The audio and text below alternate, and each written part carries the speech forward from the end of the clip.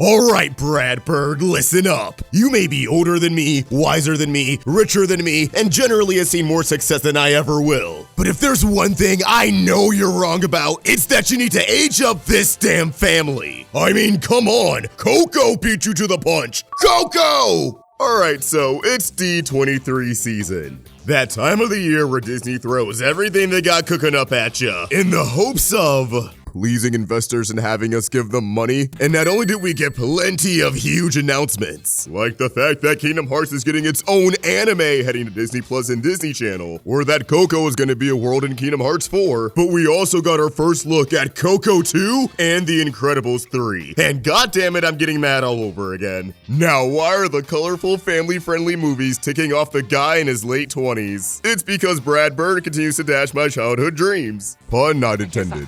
From the mid-2000s through the 2010s, Pixar fans only wanted two things: a sequel to The Incredibles, and for that sequel to have a time skip. Fast forward to 2018, and we only got one of those things, and it turned out to be a film that was so safe yet so divisive that people will contest your love or hatred for it to this very day. And I think that desire for a time skip goes hand in hand with why a lot of people were fed up with the sequel. A huge complaint is that it kinda just feels like the first film again, but we have Bob and Helen swap places. Plus, Screenslaver wasn't as strong as a villain as Syndrome. Now you can disagree with either of these takes, I'm just explaining some of the popular opinions. A time skip would be perfect for The Incredibles for multiple reasons. For starters, time skips are not only a staple of superhero media, but they're a rite of passage. One thing that's compelling about superheroes is seeing where they're at in their personal life and how that informs their hero lifestyle. The decisions they make, the attitude they bring into battle, the people and places important to our hero that are worth protecting and thus can't become collateral damage in a bad guy's scheme. Not to mention, time skips allow us to see how heroes adapt to their powers, how stronger they've grown, how much of a grip they've gotten on things, maybe developing new powers along the way. Not to mention, Pixar has definitely created this expectation where the human protagonists grew up alongside the audience. We saw it with Andy in Toy Story 3. Inside Out 2 has a noticeable time skip with Riley, even if she isn't that much older. Bonnie keeps growing up in the Toy Story movies. I wouldn't be surprised if, like Andy, she ends up heading off to college in her third film. It offers a sense of catharsis to the audience, especially if you were the same age of these protagonists when the first film came out and are now in the range of their new age when the sequel comes out. I was still a kid when Toy Story 3 came out, so I wasn't blown away by Andy graduating high school, but the time skip still made his character more endearing even back then. And I'm sure there's people older than me who grew up on Toy Story and they were 17 or 18 when Toy Story 3 dropped, and being able to say they grew up with Andy really meant something to them. It's one of those things that not only makes stories special, but the theater-going experience special. When we sit down in our seats in front of the big screen, we are whisked away to another world. And the beauty of a lot of sequels is seeing that this world and the characters have changed alongside us. Time didn't just stand still. That does make the characters more relatable to us, more real to us. It makes it that much easier to stay invested in their stories.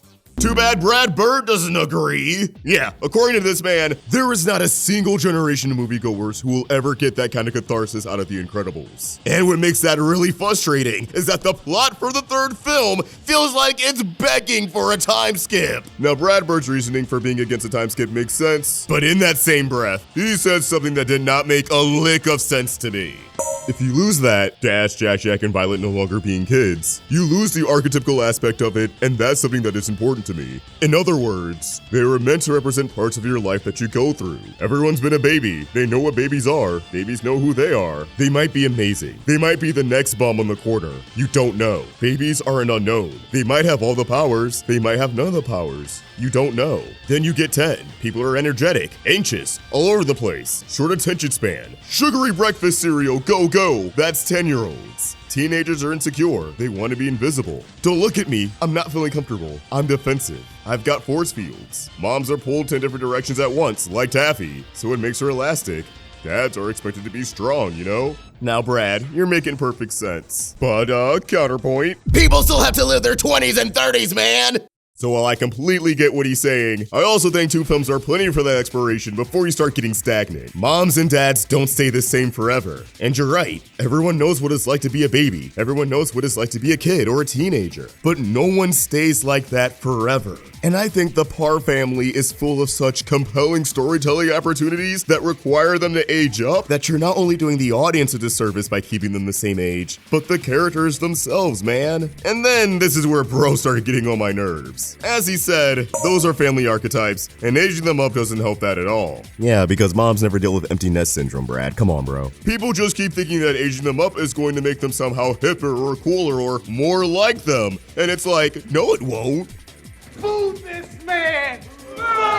Brad, my guy. Again, if you were a little kid when Toy Stories 1 and 2 came out, and then you're 18 when Toy Story 3 drops, that's gonna mean something to you. What do you mean it won't make people more like them if the characters are the same ages as them? And look, I get it. I'm a grown-ass YouTuber talking about animation. An assistance for Timeskips is gonna feel like an assistance for kids media to still be for me in my old age. But I've been rocking with Timeskips before my voice dropped, man. And the older I get, the more I appreciate seeing different parts of life in stories. But again, I do recognize that there is value in relatability, not just with storytelling, but the theater-going experience. The more viewers can resonate with the characters, the more they'll cherish watching that movie for the first time. Which brings me to the synopsis for The Incredibles 3. Why do I think this would be perfect for a time skip? Well, first off, an aspect of the film is that Bob feels washed. Again. And you know, maybe if he wasn't stuck at the same age and we saw him actually getting older with a time skip, instead of having to acknowledge the fact that, 2 weeks ago in this movie he would have been fighting syndrome or some shit, that already tells me that they're running out of things to do with this exact same setting.